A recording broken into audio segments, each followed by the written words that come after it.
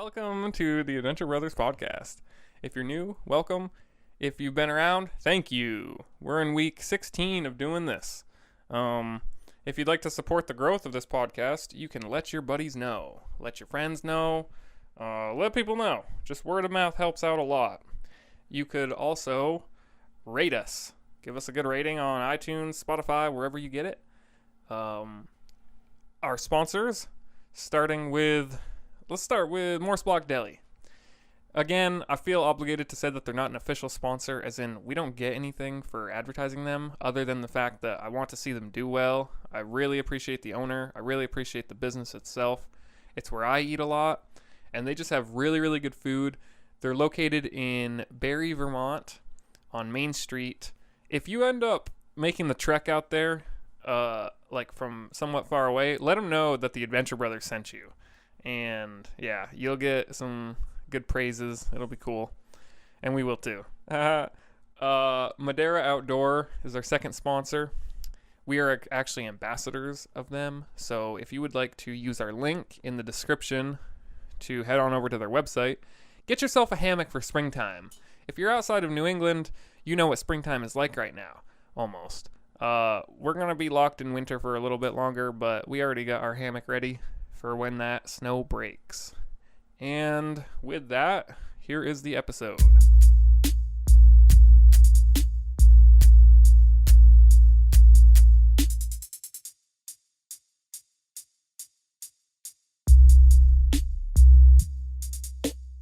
Yo, welcome to the episode.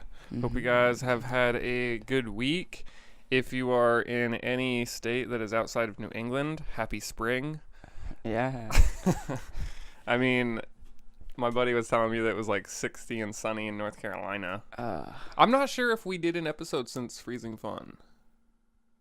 I don't think so. Because it was no, we did, but it was the day after. Yeah, it was fresh. You haven't reminisced. Right, exactly, yeah. Yeah, it was cool to see him come up here from North Carolina. Oh yeah, that's like he was up to bat first, wasn't he? Yep, he was. Yeah, you watched some of that. That was a badass hit. Oh yeah, he does good. Yeah, he's good. Definitely athletic. He's a player, yeah. He's pretty good. He's big too. He's got some momentum behind that swing. Yeah, that's our buddy Tarek. He's good about coming up. He flies up once a year. Yeah, that's to see everybody and hang out. Did he leave like after high school or whatever? Yeah. In fact, I'm not even sure he went to Williamstown. Oh wow. You know what? Tarek is a good guy. And he's like friends with everybody, but from my perspective, I don't know where he came into the picture. Yeah. I have a couple of those. Yeah. It's like, what? Yeah. When did this happen? You live there? Yeah. But it's all good. Like my core group of friends, you know this, but to the listeners, it consisted of, I'll know the number ones, I name them off. It was Chad, Derek, Josh, Ryan, me, Brandon, Chris, and there was a couple girls, but they were infrequent. Yeah, in and out. In and out type, but still like cool with everybody, and we all smoked, and that was Logan and Michaela. Oh yeah. It's cool how I know a couple of them like without you being the middleman. Logan, right? Yeah. Yep. Chandler and Logan, they know each other. Yeah, I think so. Chandler's cool, man. I know I talked about him being at the Freezing Fun, but it's just cool to have somebody like that who you've vibed with your whole life. Yeah, exactly. Yeah. Like you used to spend every night in his room. You guys would watch. Yeah, he had a bed under his bed for me. Yep, and you would pull the bed out. In my eyes. Well, right, it was for you. Yeah.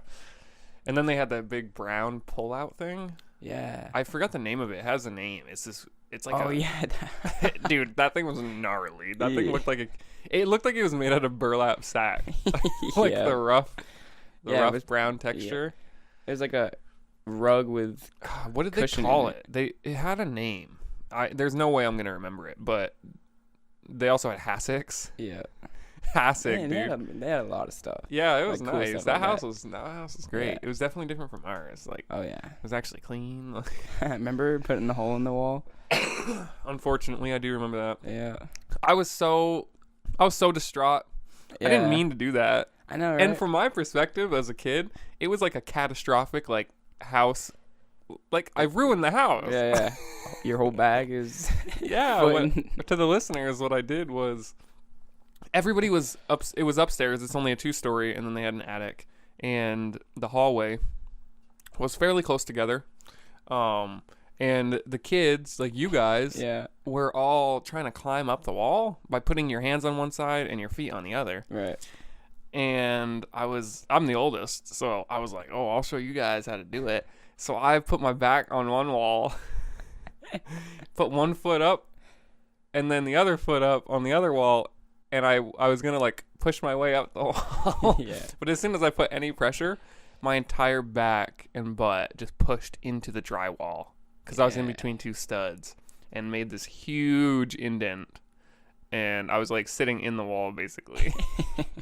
And it was so upsetting. Like I was so worried. I was so freaked out. And mom was super mad. Yeah. What are you guys doing? Yeah. And I had to tell her because there's no avoiding it. It's in the main hallway. Yeah. Dude. There's no put a poster up or something. No way. No. So, the homeowners, though, who I'm also good friends with, and like Chandler's parents, they were okay with it. Yeah. I mean, they were okay with it as much as they could be because it happened, and it was like. Well, there's 5 kids. They had 2, and then we had like. You know 3. what? There was 5 kids. Yeah. So like something's expected. The amount of things that actually got broken in the house is very minimal compared to how rowdy we were. Yeah, dude. You know why though? We spent all our time outside. If you think about how much time we really spent in the house, it was at night. It was during our bedtimes. True. Everything else. Yeah. We spent all our childhood basically dude, outside. I love that. We were crazy. Yeah. In a good way, but like. Yeah, in a good way. Yeah, but we definitely were crazy. There were like, some wild times. Hide and go seek tag, wiffle ball, running back and forth football, climbing trees, running around. Yeah. Yeah, that was a really good neighborhood. I'm glad we grew up there for sure. Yeah. If I ever have the ability one day, I want to own like property, like just a house up there. Be sweet. If it's just a temporary home or if it's where I live, I'd be fine with that. I really liked it when Big Eddie lived up on that hill. Yeah. I don't know. Did you visit up there? Yeah, you did. That was Thanksgiving. That's where you had the Thanksgiving. Yeah. Up in Graniteville, there's like there's just like a different atmosphere. Like you're out of Barry. Yeah. It's its own. It's like a small town, bro. Yeah, it is. Definitely. It's kind of like this, but I don't see this in the same way because I've been older. No, I get that. Yeah. And there's something about topography. Like you're lean that way. Yeah. Like down the hill. Yeah. So I don't know why this brings me to feel that way, but there's not like a center down there. But when you're up in Graniteville, you're leaned facing that center. So you basically just let momentum carry you down into town. Yeah. And then you're set. Yeah, I like that. Yeah, definitely. Anybody who grew up in a small town, it's awesome. You know what? I think even suburbs get it. I think suburbs get that a lot. Definitely. Especially, dude, nowadays. Definitely nowadays. Yeah, in my opinion, and this is just an opinion. I don't think it's like fact or anything, but most of us kids in the neighborhood were poor. Like we grew up pretty poor. Yeah. And I think that factored into like how rowdy we were and how much like fun we had and how much our parents like tolerated. Like it's just definitely. a different kind of person, really. Priorities. Yeah, exactly. Like, and so I feel like suburbs, they may have some of that, but they don't have like the crazy shit. Yeah, true. Maybe they do in different ways. It's more like leveled out. Yeah. Yeah. or the roads are even different, like because we had roads you could be on all the time, right? Know? Suburbs, I mean. Well, no, I think they do sense, even more. Yeah. We had like a road that was like connecting 2 towns. I was actually just talking to my dad about like the woods, and when I was able to, and I've mentioned this before, when I was able to go past the stop sign, that's like the. Yep. You know what? If I ever have like an album, like a musical album, I think that an artistic rendition of like a kid, like an 11 or 12-year-old, I don't remember how old I was, standing looking up at a stop sign. Yeah. I think that would be an amazing picture. That would be crazy. Yeah. Because that means so much to me, just that image of me looking up at this stop sign and realizing that I can go past it. You know, it'd be crazy. And just keep going. Your third album, you on the other side of that stop sign. Yeah, or even something as cool as like like a picture of a kid sitting up on a rock pile. Yeah. And I know exactly what rock pile it would be too. And then just as like a small Easter egg, you can see the stop sign far off, and you can see the neighborhood, and it would be like done artistically to where like the kids are still playing, and I'm up there alone. Hell yeah. Or maybe Sam's next to me. Actually, Sam's birthday's today. Happy birthday, Sam. And that's actually, you know what? I don't know. Maybe maybe this episode should be revolved around a lot of stories with me and Sam. Because me and Sam have been through a lot through Graniteville. Like, yeah, we hung out a lot. And when we started hanging out, it was kind of on the premise that, so I started smoking weed pretty early. And I definitely don't recommend it, but it's just like, that's my story, and that's how that happened. And so me and Sam ended up like becoming friends who smoked together first. But then I would like leave his house and go into the woods. At first, really? we didn't share that. And I don't think I'd have to ask him, but I don't know if he was going out into the woods a lot. Maybe he was. I'm pretty sure he was. But it was seriously to the point where like we would smoke and like play video games, typical. Yeah. And then I would be like, all right, dude, like I'm gonna go.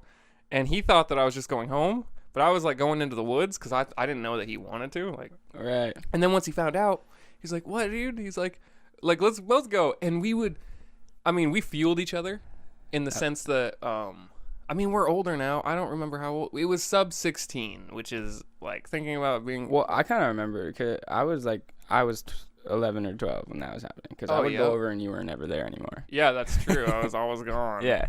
Yeah, and you were probably playing with Chandler or just hanging out with Mom and stuff. Yeah.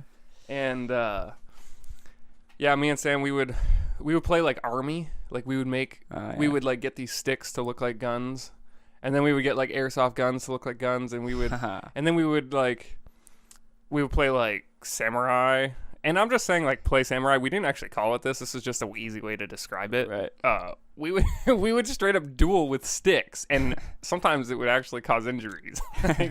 And we would have this. And the reason why we did that is because we read about lacrosse and how lacrosse started. Oh yeah. Do you remember how lacrosse started? It was Native Americans, and I don't remember the exact details. I haven't done any research on it, but they would have a net, and they would have another side with another net, and both teams, and it's through the woods with trees and everything. They have a sweet movie about it. Oh, they do? Yeah. Oh, that's cool. And I'm pretty sure they were like, it was like a war game to where it was like physical contact. You would beat each other. Oh man. You would like it wasn't just It wasn't just like, oh hey, he's got the ball. No, it was like he's got the ball, hit him hard until he gives us the ball. And so we were in some ways like mimicking like Native Americans like running around. That's pretty sweet. Yeah, I remember the most epic time that it happened, because the way that it would work is he would go to one side of the woods and we would designate it like a playing field, and we'd each have our weapons, which is just a stick, but it was like your own shape of stick, and you would try to make sure that it wouldn't break. And I remember I felt like Rambo, even though I hadn't seen the movie yet. And I mean that like in retrospect, I felt like Rambo, because there was a small dip in the ground, and up on the other side is where he was. And I immediately upon the start of the game, I ran as fast as I could to that dip, and it was like a small marsh with a bunch of ferns. And the way that ferns grow is like in a clump, in a circle, and they were pretty tall. They were like 4 feet tall. Well, I went in the middle of a group of ferns and ducked down without disturbing them. And Sam is like sneaking, like he's like trying to be like super quiet and like sneaking, and he sneaks all the way around that marsh while I am in the ferns watching him, and I'm waiting for him to get close because I wanted to full ambush so that he was not prepared. Yeah. He didn't get as close as I would have wished. He got like, I don't know, like 12 feet away is a good number. No, probably 20 feet away, because I remember just the look of when you don't know where your enemy is.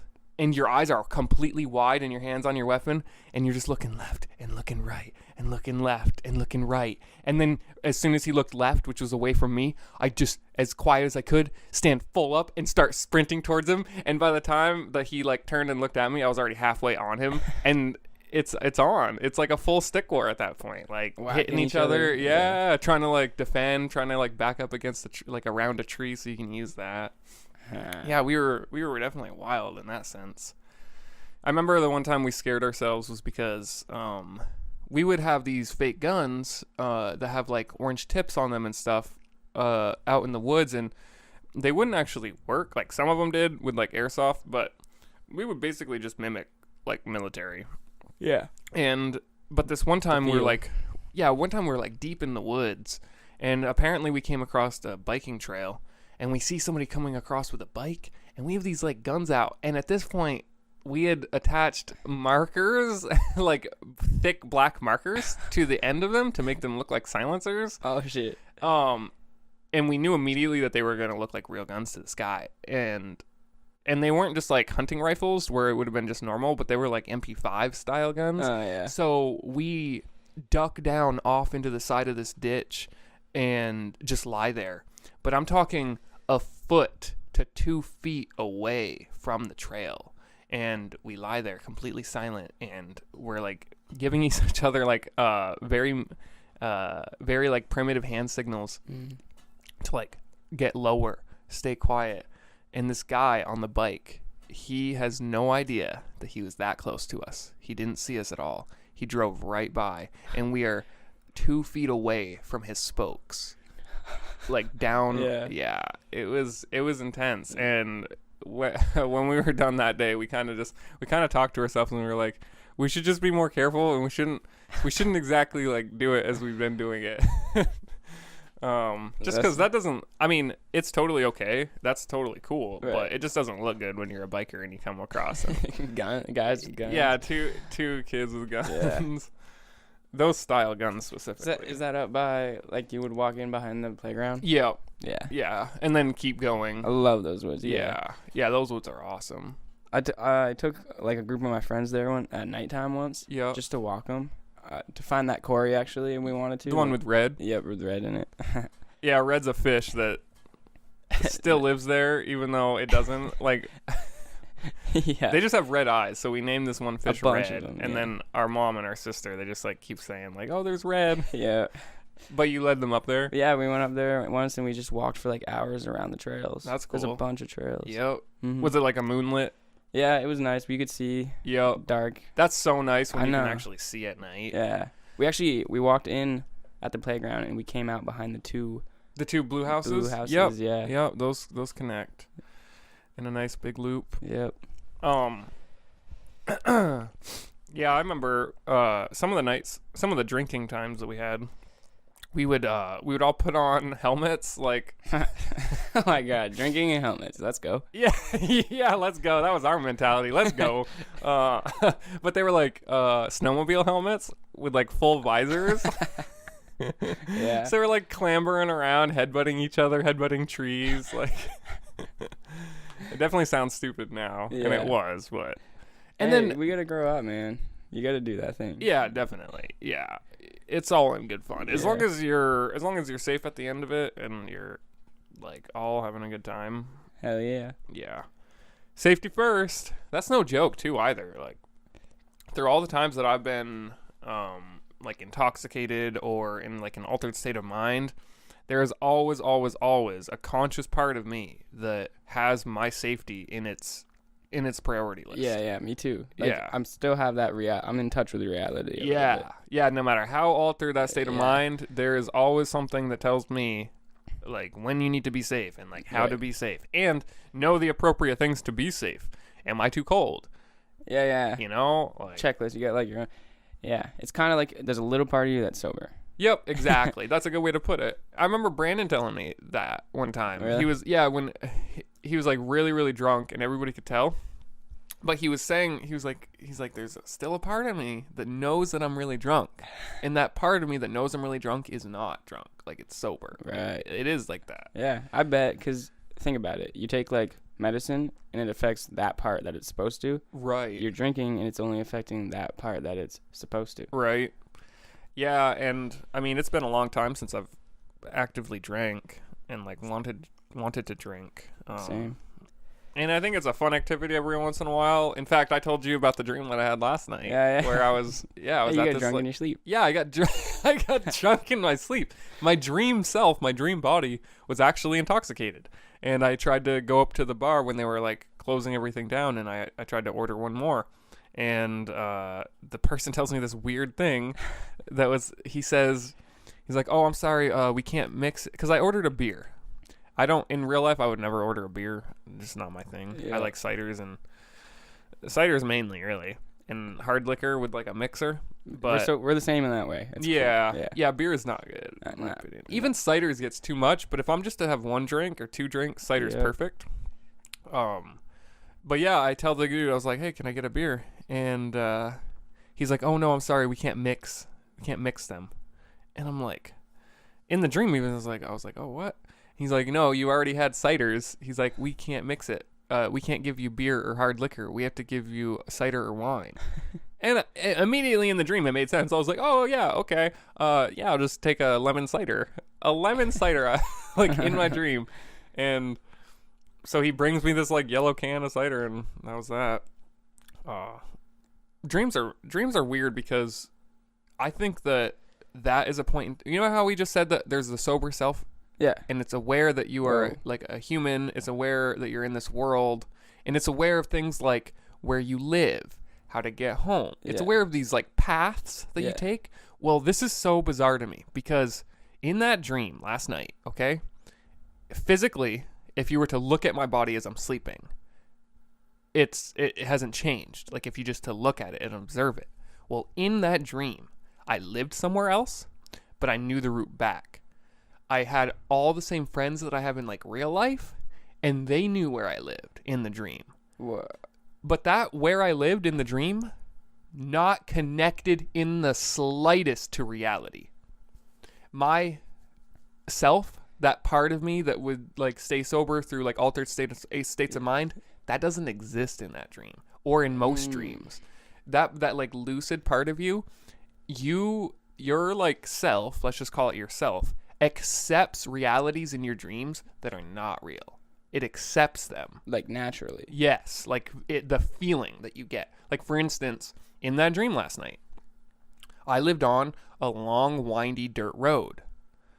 Mm-hmm. When I asked to get a ride from my friends in the dream, who are my real friends in real life, I asked them if they could give me a ride to my house, and in my mind, I'm thinking consciously, they may not want to go down this road and drop me off at the end. I'm okay with them dropping me off at the end of my road, and I'll just walk my road all the way over. If I was to analyze those thoughts outside of dreaming, that doesn't make any sense. I don't live on a dirt road. I don't live at the end of a windy one. Like, it's zero sense made at all. But you're dreaming, and you're just like, yeah, that's totally right. Like, it's actually right. Wow. Yeah, dreams are bizarre. Yeah. I think that they trick your brain into believing scenarios so that you can act accordingly, like naturally in those scenarios. Mm-hmm. And nowadays it's kind of gotten to where they're mundane situations a lot. But I believe that there was a point in time where you were dreaming about hunting. You were dreaming about things that kept you alive, like kept you and your village, your civilization alive. I think it has to do with like passion and like habits. Things and like because we are in this modern world, like we have different of those. Yeah, we definitely do. The variables are much more too. Yeah, definitely. Like it goes by a little faster, so there's a lot more. Right. Yeah, the day residue, variety, as they call it. Yeah. Where like your day will leak into your dreams. Yeah, you take a lot more information in. Definitely. Yeah, our society is full of stuff. Yeah. Like just stuff in general. Yeah, literally. Tons of in every sense. Right? Yeah, we're cluttered. Yeah, in a sense. We're definitely cluttered. I feel that. Yeah. My dad tells me about this site. I really wish I knew the name because I would say it right now. They give away stuff. Wow. And you may think that sounds like wrong. You pay shipping, it's free. Tons of stuff. Really? Yeah. And it's like it's cheap gadget stuff. Yeah. But it's like cool shit. Yeah, cool shit. But there's so much excess that there's warehouses and warehouses of stuff that they are trying to give away. There's car lots filled with thousands and thousands of cars of, like, let's say they're 2019 models. Yeah. Well, guess what? 2020 is coming, and they're going to produce that same amount. Shit. Even though those lots are full of 2015s, 2016s, 2017s, 2018s, 2019s, and they're still going to produce it. It's so crazy. Whoa, yeah. As a society, as a race, as a human race, we do not have a goal. We do not have a common goal. It's wild. We're all pulling at the same ball of thread instead of like it's like a tug of war, but like but there's one ball of thread and we have no mission. We have no goal. We're not like you're right, man. It's crazy. It's literally just groups of people like community. Yeah, all doing their own thing. Yeah, I see us like ants, but ants without direction. Yeah. Imagine if let's just picture an anthill real quick. There are things that have to be done in an anthill for that to survive. And they're always being done.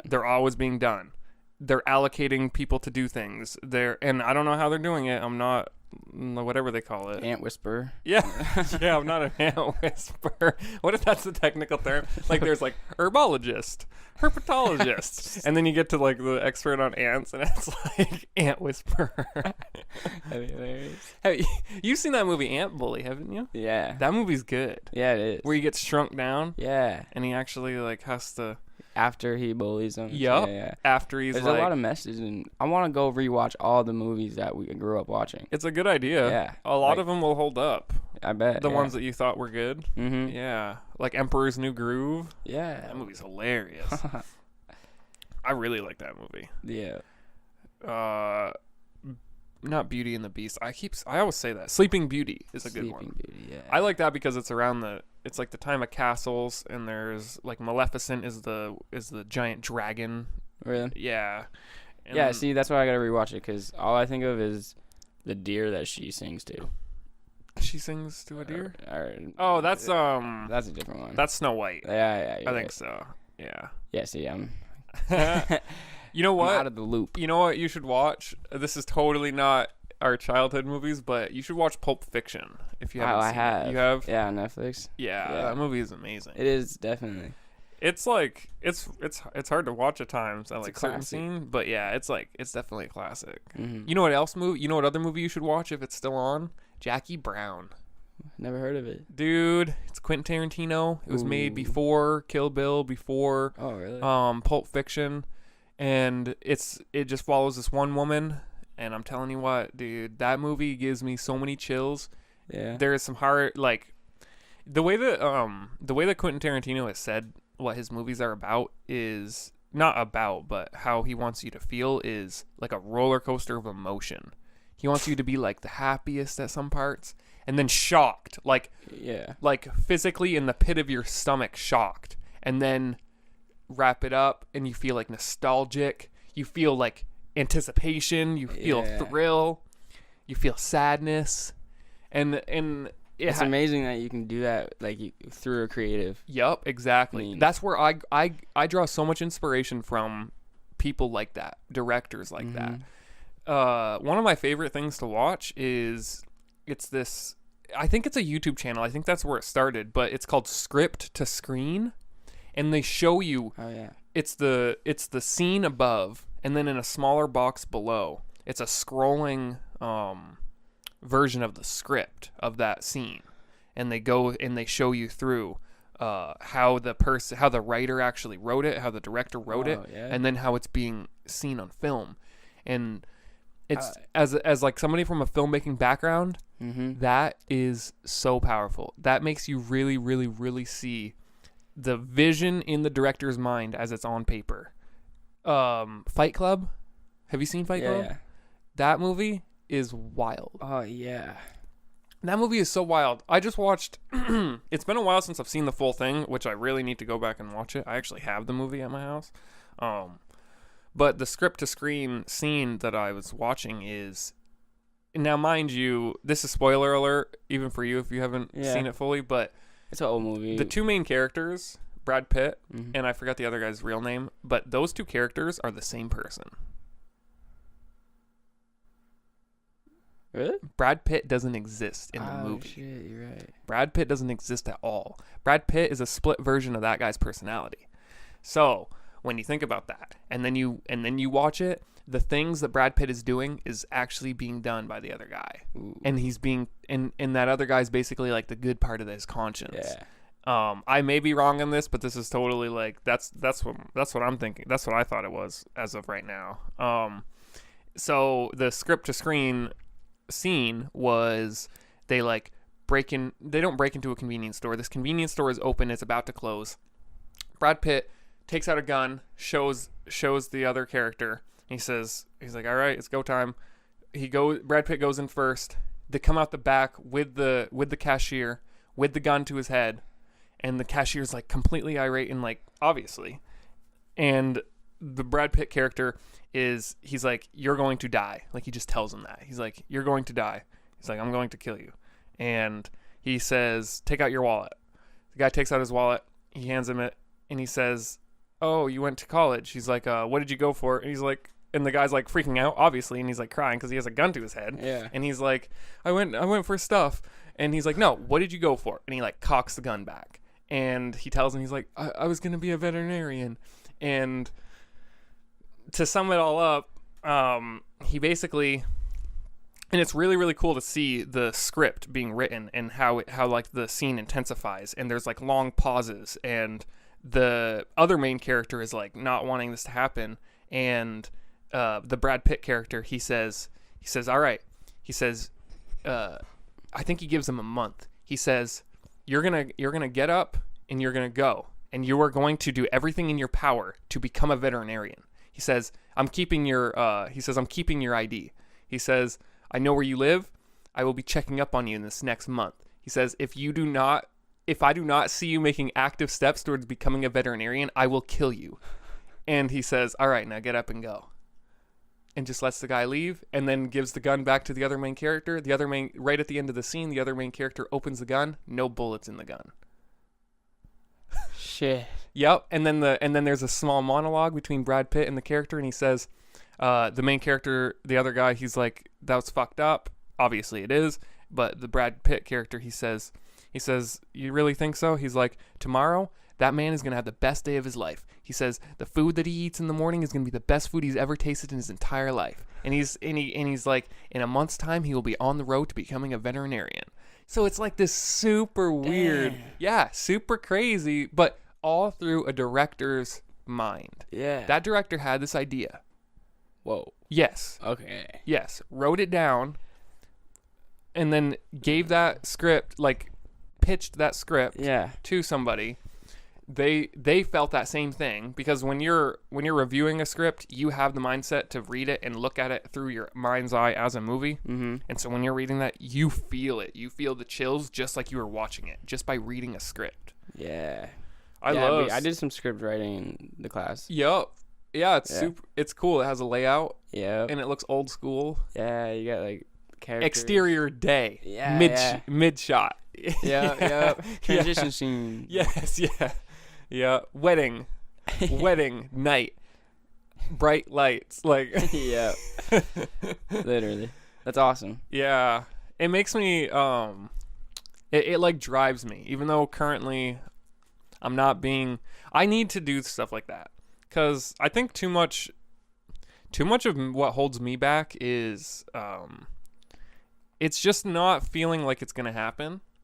But you need to, I need to. I'm talking to myself when I say this, but I will say it like you. Yeah. But like you need to realize that preparation meeting opportunity is how you get success. It's if you get opportunity but you're not prepared for it, there is like a lack of something there. Like it's an unbalanced equation. So as far as what I'm thinking about is I want to develop my script writing. Oh my gosh. Hey. I want to get better at script writing because I have like ideas in my head that I want seen on screen And the only way for me to eventually get to a point where they can be is I have to work on it. Mm-hmm. Prepare. Yeah, prepare. So that when opportunity knocks, I can open the door and not be in a bathrobe. Yeah. I agree with that, man. We definitely got to be ready for, like, what you want to be ready for. Yeah. You know? Yeah, that's a good way to put it. There's too much stuff in this world to do it all. Yeah. And, dude, like, whatever you want to do, we'll create a line of what people like. People will like you, people won't. Yeah, and that exactly. comes with everything. Yeah, it's so true. There's a lot of people that don't like Quentin Tarantino movies. Yeah. For many different reasons. Then there's, like, that group of people that literally live by it. Yeah, exactly. Yeah, that love it. Yeah. Yeah, I definitely feel that.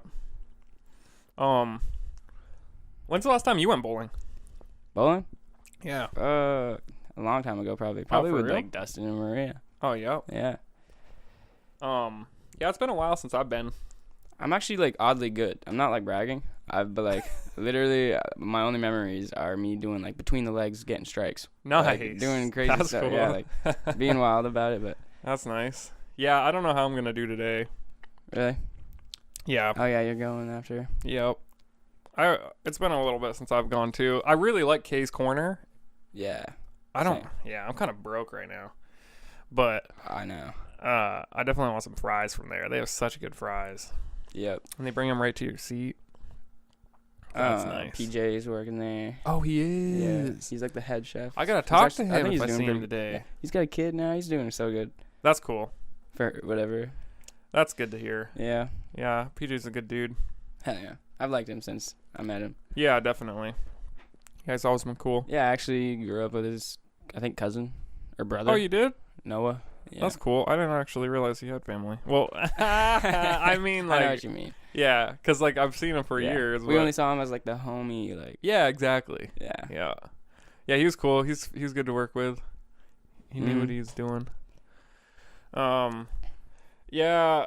When it comes to bowling, I'm not sure. It's not like a fun sport for me, but it's definitely it's a good pastime with friends. Yeah, really. you can look forward to it. Yeah, exactly.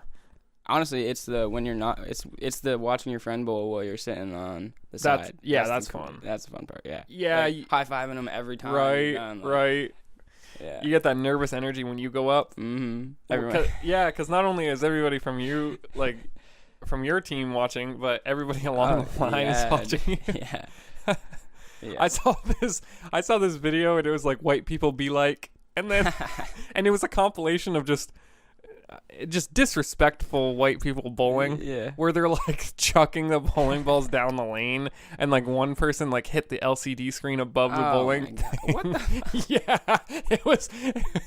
But I will say that it was finished off by saying, so the first half was white people be like, and it was just like horrible bowlers, and then the second part was black people be like, and then it was black people just randomly swinging their fists like they're shadow boxing and leaning way far back as they do it, like and just the two images of the different races was so funny to see. Like yeah. That's hilarious. And as a white person, I'd say that our half is accurate. Definitely accurate. Yeah. Bowling and golf are like the whitest sports. Yeah, around here they're everywhere. Yeah, golfing not so much. I mean, up in the south area, like where my grandparents used to live, there was golf. Oh, okay. Or golf courses everywhere. Oh wow, I do know a few people who are into it. Our cousin Jared. Really? Yeah. That's funny because I have a cousin Jared that's wicked into bowling. Oh, weird. Like white. Like in a league. White. They're both white. Yeah, dude. We got we white. We white. Yeah, it's all good. I think it's cool to embrace your race. Yeah. That's a good saying. Dude, embrace your race. I like that. Yeah. There's no reason not to. There's no reason not to at all. But there's no reason to disrespect other races, and there's no reason not to like lift people up. You know. Right. Lift people up. Fingers crossed that there comes a day that goes unsaid. Right. You know what I mean? Yeah, we're definitely heading in that direction. If you saw things like an arrow, like on a graft, we're definitely going in a good direction. I agree. Yeah. There's definitely setbacks and there's definitely still problems, and I'm not saying things are fixed because things are not fixed, but people can coexist a lot better than they once could. Hell yeah. Coexisting. Dude, we used to like literally murder. Murder. Yeah. Yeah, and people think the world is so dangerous. If you really look at the numbers, we are doing a lot better peacefully. Like, war is way down, even though we've been in like a 200-year war. Not really, but America's fucked. America, I mean, I hate to say it like this, but like Hitler wanted to have all of his influence all over the world. He wanted bases everywhere. Yeah. Well, he didn't do that, but America was like, good idea, buddy. We'll drop all the racist bullshit. Well, not all the racist bullshit, because there's definitely some of that. But like after World War II, America was like, oh, bases all over the world, putting your language everywhere. Good idea. And look at where we're at now. That's pretty crazy, dude, because that's literally where we're at. Yeah, almost 100 years later. Yeah. Yeah, it's wild. But it's crazy to think we're in the early stages. Yeah. When you step back and think about that truly, we're in the early stages of things. We're figuring our shit out right now. As far as technology goes, we're in the early stages. And that's so crazy because we got bionic legs and arms already. Yeah, dude. We got robot people, basically. Yeah, for real. Alex Jones is so fucking nuts. I wish he wasn't so nuts because he has a lot of like good points. Yeah. But he's so irate and so crazy that like it doesn't make any of it listenable. Sure. In the same sense, though, that it's making that so much more listenable for certain people. That's true. It's getting the any attention is good attention type of thing. Yeah, I agree with that, and I think we should question things. And I mean, my biggest gripe with the world right now is we're not united. We're so divided, and like that whole divide and conquer thing, it's conspiratorial, but I don't know. It seems like we've been systematically divided, and the idea that would be true is so disheartening. Like, whoever the fuck came up with that plan to divide all the people, and as a personal, like, from my personal perspective, it feels that way. I agree. You do not communicate with your neighbors. I live in the same apartment building as another human family, and we've never. I mean, they look down walking by. Yeah, exactly. Yeah. Like, it's crazy. Yeah, it's the fear, like, and and I hate to say it. Like it's everywhere, but it is everywhere. But you also got to realize there's many people who are not like that. And like when you're like hitchhiking, that's also everywhere. Yeah, exactly. Yeah. And maybe the balance is being like shifted more towards the good side. But like hitchhiking in New England, super easy. Yeah, you can. Yeah, you just do it. You just throw your thumb up and you're good. Yeah. I missed a date one time in Montpelier because the bus was late. It was like I had to be there at 11 o'clock, and the bus was supposed to come at 10:30. Bus never came at 10:30, so it's getting closer and closer to 11. Oh shit. Yeah, and I'm in Barrie, and I can't walk to Montpelier in that much time. And this girl is like planning on me being there, so I'm like, it literally no question in my mind at the bus stop after like 10 minutes passed with no bus. I was like, okay, I'm just gonna hitchhike. I don't even make it to the end of the sidewalk, which is 100 yards before somebody pulled over and picked me up and brought me to Montpelier. That's amazing. And I was fine. Yeah. Dude, I made it there before the bus would have made it there. Literally. Because they have all these stops. Dude, my dad used to hitchhike from Vermont to Rhode Island. Yo. Like, you grew up doing that. Yo. So it's definitely wicked easy. Yeah, my dad told me a story where he left the house on like a Friday night, hitchhiked to New York City, met his buddy there. They skated all over New York City. That's awesome. Rode the subway, bought weed, whatever, hitchhiked back, came back Sunday morning, and like my grandfather never knew that he left. Wow. And he had been in New York City. We haven't lived, bro. We got to do that. Yeah, I'm telling you what. It is things like that. Like my hitchhiking trip, that's how it felt. I was sleeping on the side of a highway. Dope. Listening to a podcast on stoicism. Okay, dude. Like by Aubrey Marcus. That's the life. Yeah, dude, that's our life. I mean, that's the kind of life I want to lead, is the go and hitchhike down the Kangamangas Highway. Mm-hmm. And just camp out overnight and have a nice vibe. Like, I'm telling you what, dude. There are opportunities and things that we need to experience that the conventional human does not do. We need to share that with the world. That's what this platform is for. The people who are listening right now, I really appreciate it, but there is great things to come. This winter has us on a permafrost right now. Like, I shouldn't say permafrost because that's permanent. We're on a deep freeze. As soon as this breaks, you will see how fast we can run. Like, adventures, dude. you're gonna be working more than I am. This Zoom is gonna be like living in my backpack. As soon as the weekend hits, as soon as Friday hits, my thumb's up. I'm going as far as I can. I don't have to be back until Monday or Sunday, depending on what my schedule's like. And I'm just gonna live it up, dude. Camp, hike. Like, you know how easy it is for me to get a ride to Northfield or Waitsfield? Damn. Get on the long trail and just stay in the cabins? Holy fuck. Yeah, that's how easy it is. You know how easy it is for me to get off Camel's Hump, hitchhike back into Waterbury, take a ride on the bus from Waterbury to Montpelier? Yeah, we've done that. Yeah. We've done that. Dude, we walked from Williamstown, Massachusetts all the way to Camel's Hump and hitchhiked all the way home and took the bus. Yep. Got rained on. And got poured on. Horribly. That was the heaviest rain I've ever been physically a part of. 2 minutes and you're in puddles. I would even venture to say it was like 1. The sky opened up. It was like somebody took a katana to that cloud that was directly above us. Like, literally. Dude. Opened up that whole... Yeah, the bus driver was like, don't sit down. Yeah. We straight up just stood in the back and just dripped. Yeah. Yeah. It was cool. From one. Yeah, we got off one bus and got on the other. And within that time, it was over. It was over. It was over. Then the walk up the hill. Oh yeah, yeah, that was wild. It made for a good 2 days home though. Oh, I agree with that. Did Mom give you a ride home? She must have. Probably, or I got picked up or something. Yeah, something like that. But yeah, I remember just sleeping, not messaging anybody. I didn't let anybody know I was home. I just straight up was like, sleep, and more of it. Like to the point where I don't even know how many days passed in my memory. Yeah. It makes a lot of sense. We were like halfway through the trail, hiking our ass off, probably 14-mile days, probably exhausted and like just underfed. You're always underfed when you're hiking that much. 100%. Yeah. Yeah, it's weird because like mentally we were fine a little bit. Like we definitely knew we wanted to pass out. And body wise, we weren't losing weight. Right. So we were fine in that sense. Yeah. But we definitely put it to the test. Like, we put it to we definitely redlined it, and we definitely put it to the like you were always hungry. Not, you know what? Just the appetite was always there. Yeah, you couldn't be full. I guess that's a better way to put it. You just couldn't be full. 2 breakfasts, big lunch, 3 dinners. We were hobbits. Dude, hobbits. It's like first breakfast, second breakfast, third breakfast, lunch. Yeah, dude. snack, dinner.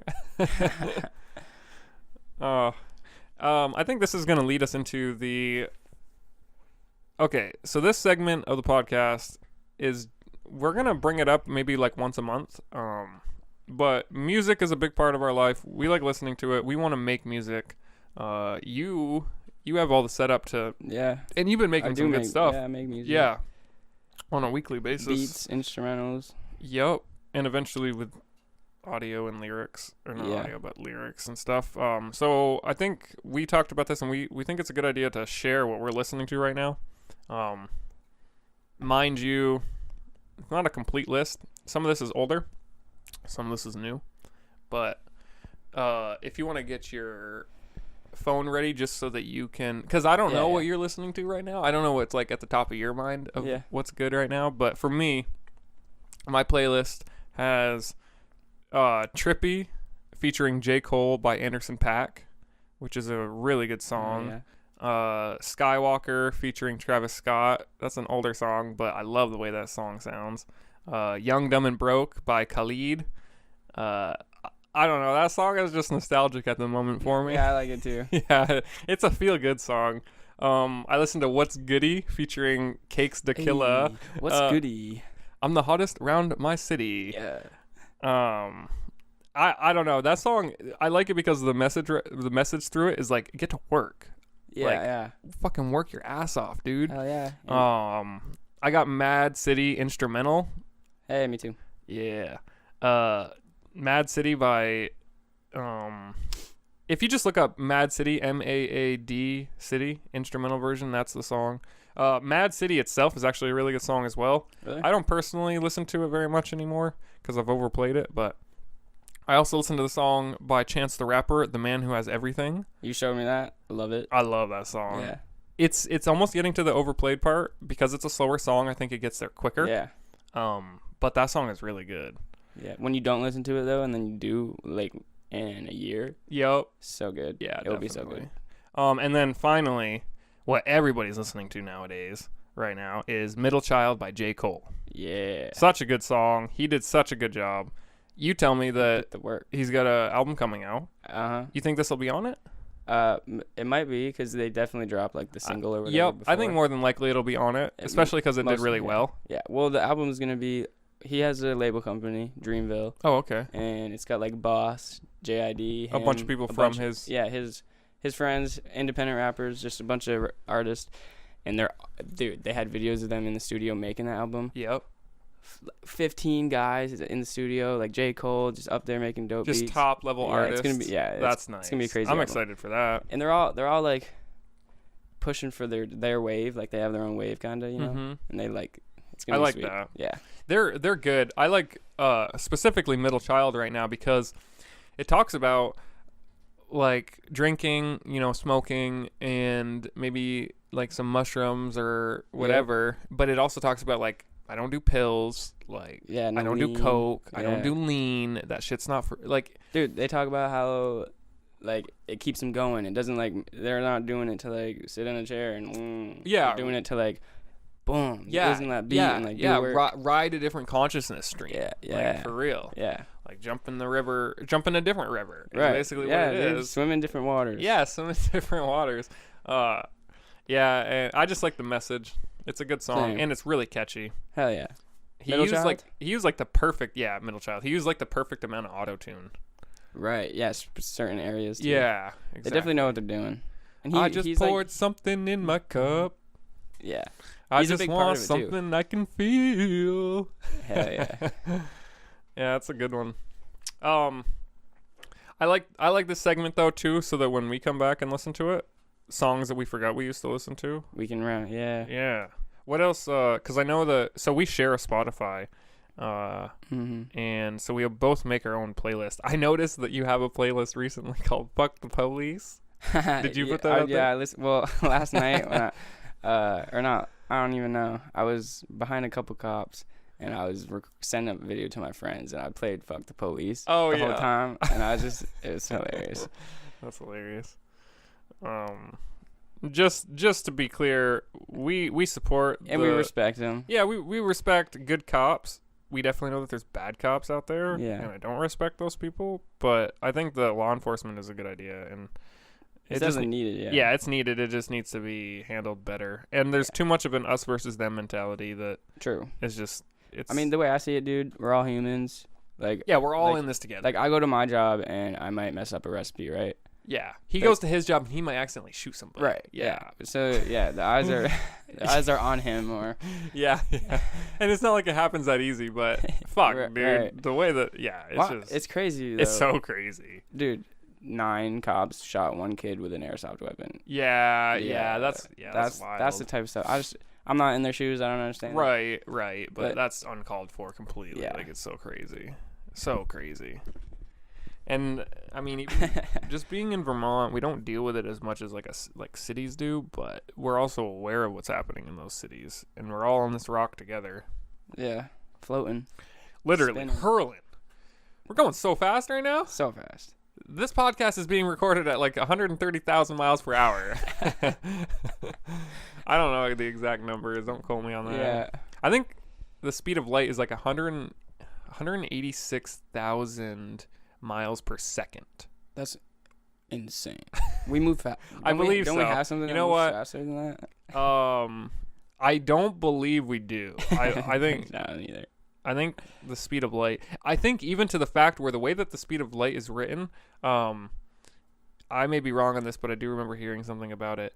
If something is measured to go faster than the speed of light increases. That doesn't make any sense to me. But I do remember hearing that.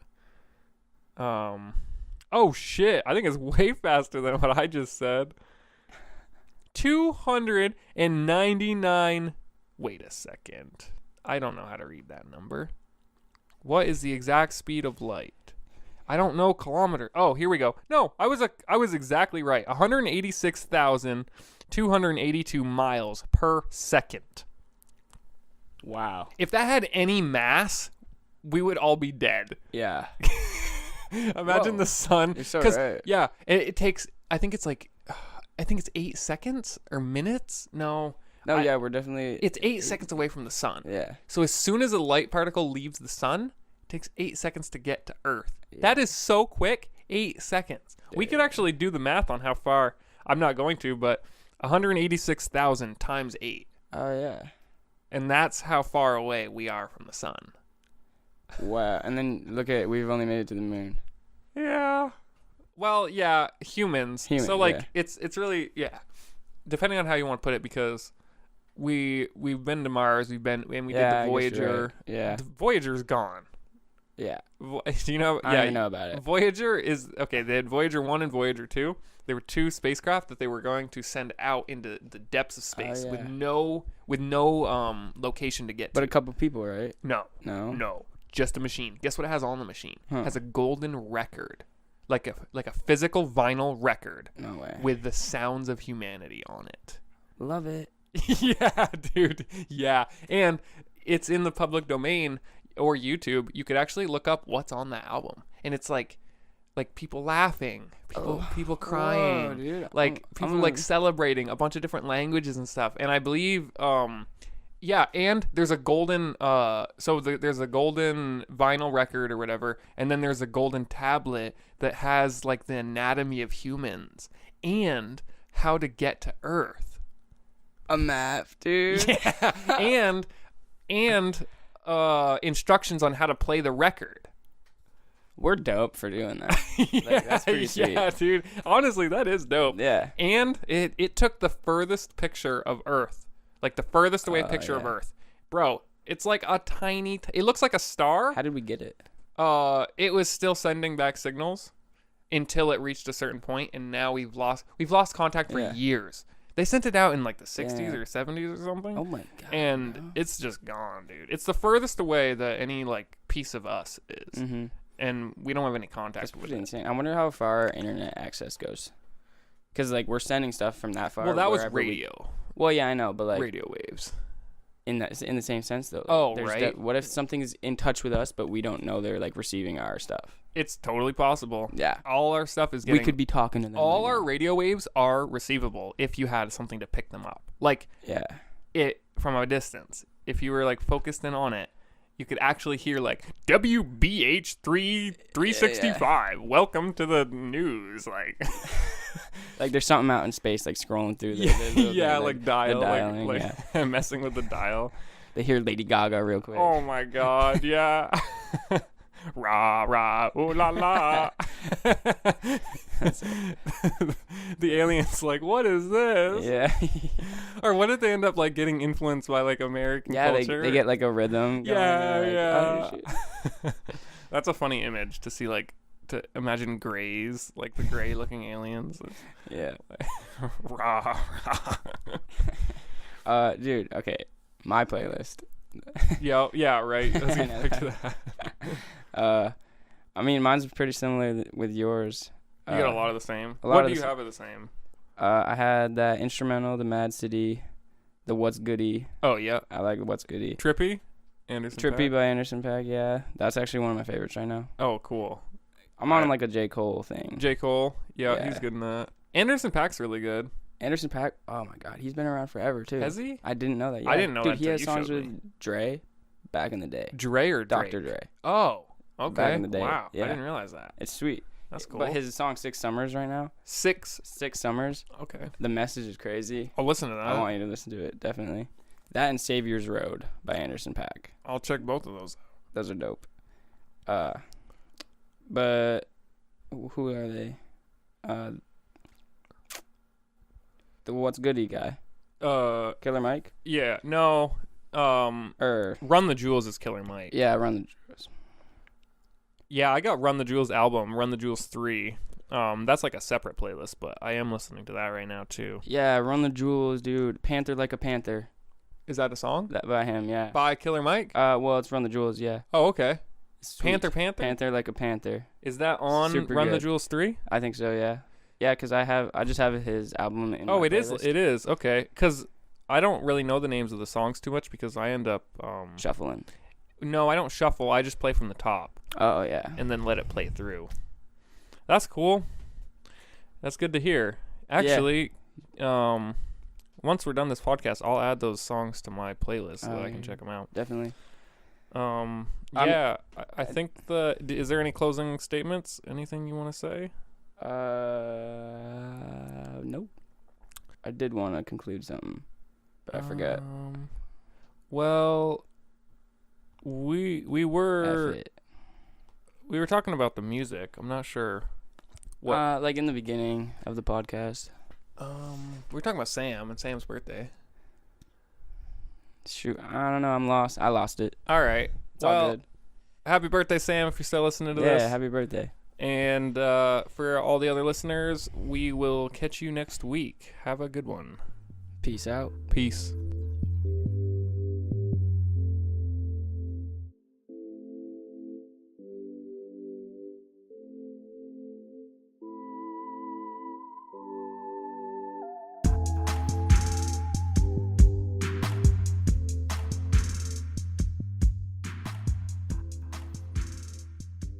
We hope that you liked that episode. And a couple quick closing announcements. Sharing this with your buddies is a good way to help the growth of this podcast.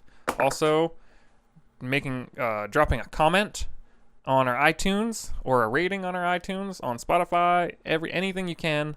It all helps out tremendously, actually. Our sponsors are Morse Block Deli, Barry, Vermont on Main Street. They are a phenomenal deli. You can get all your good foods there, and if you're vegetarian, they even have those options. Really, really good. One of my favorite sandwiches is actually the shawarma. The veggie shawarma, it's called. Has no meat in it. Super good. Can't go wrong. Madera Outdoor. Use our link in the show notes and get yourself some outdoor gear or just a nice watch made out of wood. Yeah, high quality. Good stuff. And with that, I hope you guys have a good week. We will catch you on the next one. Peace.